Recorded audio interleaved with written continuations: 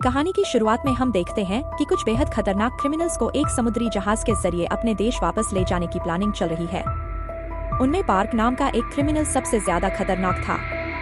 उसने 30 से ज्यादा औरतों के खून किए थे और उसे अपने किए पर कोई पछतावा तक नहीं था। जल्द ही वो ऑफिसर ली से बदतमीजी करने लगा तो ली ने उसे गुस्से में बुरी तरह पिट दिया। वहीं हम देखते हैं कि पुलिस हेडक्वार्टर से ऑफिसर डेविड सबको अपना काम समझा रहा था। इसके बाद सभी क्रिमिनल्स को अलग अलग सेल्स में भेज दिया गया, जहां हर एक क्रिमिनल के लिए एक गार्ड को रखा गया था। फिर ली ने सभी अपराधियों को यहाँ के कानून बताए तो अपराधियों ने उसके खिलाफ आवाज उठाई, लेकिन टॉम नाम का एक अपराधी एकदम शांत रहा। इसके अलावा वहाँ कई औरतें भी थी जो बेहद शातिर अपराधी थी, जिनमें से एक का नाम था जेनी। जेनी पर अपने पति और उसके माँ बाप का कत्ल करने का इल्जाम था। इन औरतों पर नजर रखने का जिम्मा ऑफिसर मैरी और डॉक्टर मैक्स पर था। इन खतरनाक अपराधियों को इतनी दूर ले जाने में कोई ना कोई हादसा होना पक्का था। यही सोचकर डॉक्टर मैक्स को भी इस मिशन में शामिल किया गया था। इसके साथ वहाँ आला नाम की एक नर्स भी थी। जब वह मिलकर अपना सामान जचा रहे थे तो डॉक्टर मैक्स ने चुपके से दवाइयों के डब्बे से एक इंजेक्शन चुरा लिया। वहीं दूसरी ओर किचन में रसोइयों का एक ग्रुप मौजूद था जो मिलकर खाना बना रहे थे। उसी वक्त डॉक्टर मैक्स चुराई हुई दवाइयाँ लेकर इंजन रूम में पहुँच गया।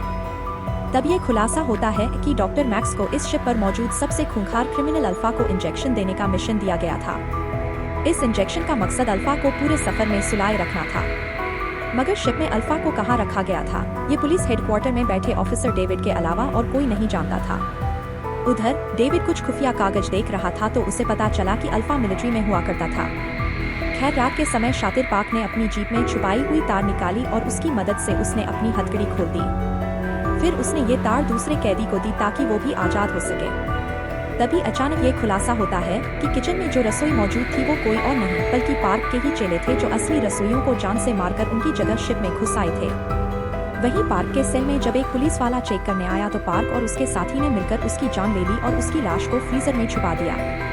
इसके बाद पार्क के गुंडों ने कंट्रोल रूम में जाकर वहां मौजूद पुलिस वालों को भी मौत के घाट उतार दिया और सारी नेटवर्क वाली काट डाली ताकि ऑफिसर ली पुलिस हेडक्वार्टर से बात ही ना कर सके।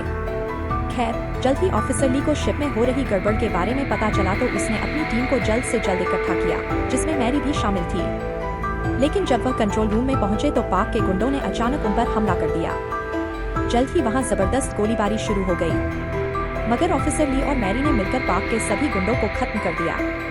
तभी मैरी को एक क्रू मेंबर दिखा जो अपनी आखिरी सांसें गिन रहा था। मैरी ने उससे पूछा कि इमरजेंसी में पुलिस हेडक्वार्टर्स तक खबर कैसे पहुंचा सकते हैं, तो उस आदमी ने बताया कि वो इंजन रूम में मौजूद स्टीलाइट फोन का इस्तेमाल कर सकते हैं। वहीं दूसरी ओर हम देखते हैं कि पार्क ने बाकी सभी क्रिमिनल्स को भी रिहा कर दिया था, मगर टॉम ने उसे समझाया कि शिप को हाईजैक करने से कुछ नहीं होगा बल्कि उसकी गलती की वजह से सब के सब मुसीबत में पड़ जाएंगे। मगर पार्क ने उसकी एक ना सुनी और सभी पुलिस वालों को मारकर शिप पर कब्जा करने का फैसला किया। उधर हम देखते हैं कि डॉक्टर मैक्स ने खुद को नर्स एला के साथ एक कमरे में बंद कर लिया था, क्योंकि वो पार्क के हाथों मरना नहीं चाहते थे। इधर पार्क जब इंजन रूम तक पहुंचा तो उसने जियान नाम के क्रिमिनल को पुलिस वालों की लाशें फ्रीजर में डालते हुए देखा, मगर वो ये नहीं जानते थे कि इंजन रूम की पाइप्स में लीकेज है, जहां से होते हुए खून की बूंदें सीधा अल्फा के चेहरे पर गिरने लगी। अचानक उसकी आंख खुल गई और वो आजाद होने की कोशिश करने लगा। उधर ऑफिसर ली और उसकी टीम क्रिमिनल्स को पकड़ने के लिए उनके सेल्स तक पहुंची तो उनके होश ही उड़ गए, क्योंकि उनके कई ऑफिसर मारे जा चुके थे और सभी क्रिमिनल्स भाग गए थे। अब ली समझ गया था कि पार्क और उसके गुंडे इंजन रूम के स्टीलाइट फोन को भी तोड़ने की कोशिश करेंगे, इसीलिए वो अपनी टीम के साथ तुरंत इंजन रूम की तरफ भागा। वहीं पार्क इंजन रूम में जाकर स्टीलाइट फोन तोड़ने में जुटा हुआ था। फिर उसने एक एक करके वहाँ के क्रू मेंबर्स की जान लेनी शुरू की। जब वो आखिरी मेंबर को मारने ही वाला था तो ऑफिसर ली और उसकी टीम वहां पहुंच गई और उसके बाद तो भयंकर लड़ाई शुरू हो गई। वहीं दूसरी ओर सबसे खूंखार क्रिमिनल अल्फा अब आजाद हो चुका था और वो भी इंजन रूम तक आ पहुंचा। अल्फा अंधा था मगर वो चीजों की गर्मी से उन्हें महसूस कर सकता था।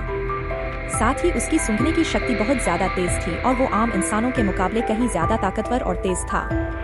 जैसे ही पार्क ने अल्फा को देखा तो उसने बचकर भागने की कोशिश की, लेकिन अल्फा ने तुरंत ही उसे पकड़ लिया और फिर उसकी आंखों के सामने ही उसके गुंडों को मौत के घाट उतार दिया।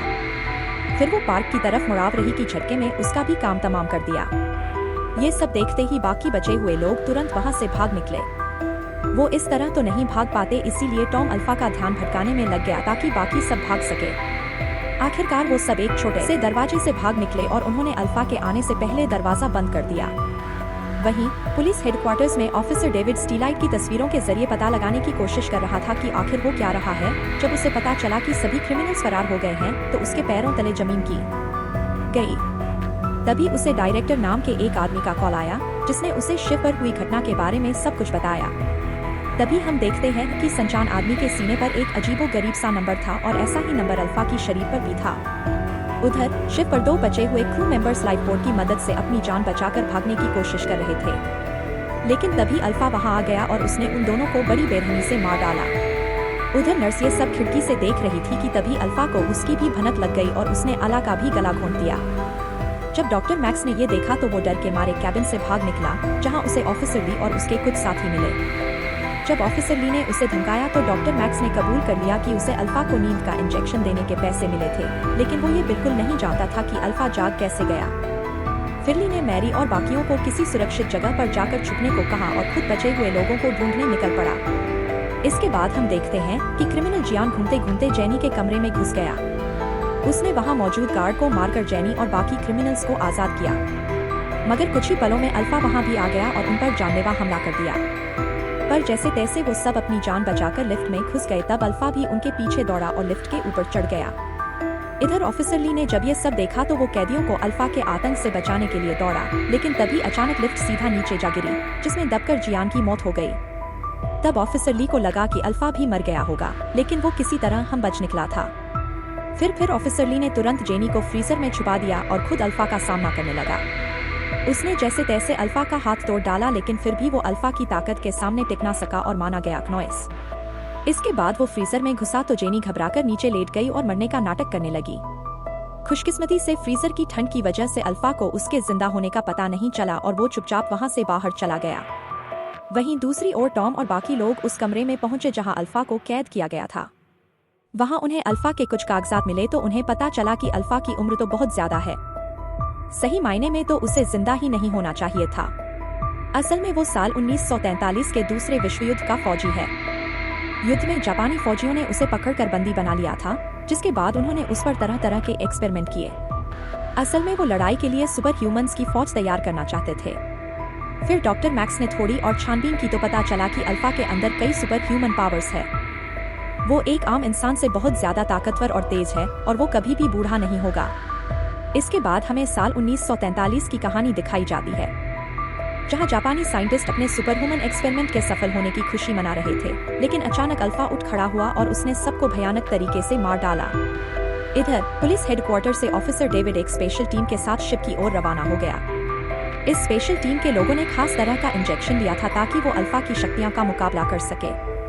फिर शिप पर पहुंचकर उनकी मुलाकात जेनी से हुई। जेनी ने उससे मदद मांगी, मगर डेविड का मकसद सिर्फ अल्फा को मारना था, किसी और की मदद करना नहीं। इसीलिए उसने देखते ही जेनी को गोली मार दी। इसके बाद उसने टॉम के साथियों को भी मार डाला और फिर उसका सामना टॉम से हुआ। पता चलता है कि डेविड और टॉम एक दूसरे को पहले से जानते थे। टॉम की छाती पर भी बिल्कुल वैसा ही नंबर था जैसा अल्फा के शरीर पर। फिर हमें पता चलता है कि कई साल पहले डेविड के ग्रुप ने बहुत सारे लोगों को अगवा करके उन पर जबरदस्ती एक्सपेरिमेंट्स किए थे, लेकिन उनके एक्सपेरिमेंट्स कामयाब नहीं रहे। लेकिन उनमें से सिर्फ एक इंसान जिंदा बच गया था और वो था टॉम। इसका मतलब ये था कि उसके ऊपर किया हुआ एक्सपेरिमेंट कामयाब रहा, लेकिन वो डेविड के चंगुल से बच निकला और एक नई जिंदगी की शुरुआत की। कुछ समय बाद उसने शादी की और एक प्यारा सा बेटा हुआ, मगर जल्द ही डेविड को भनक लग गई कि टॉम जिंदा है और वो कुत्तों की तरह टॉम के पीछे पड़ गया। एक दिन वो टॉम के घर में घुस आया और उसकी पत्नी और बेटे को जान से मार डाला। इस घटना से टॉम को इतना गहरा सदमा लगा कि वो अपना भेष बदलकर क्रिमिनल बन गया ताकि वो भी मौका मिलते ही डेविड से बदला ले सके। खैर, तभी अचानक अल्फा ने वहां आकर डेविड और टॉम पर हमला कर दिया। तब डेविड ने खास इंजेक्शन दिया ताकि उसकी शक्तियां बढ़ जाएं और वो अल्फा का मुकाबला कर सके। जल्द ही उसने अल्फा को हरा दिया और टॉम के सामने गया। डेविड ने टॉम को हंसते हुए याद दिलाया कि कैसे उसने टॉम के नन्हे बच्चे को मार दिया था।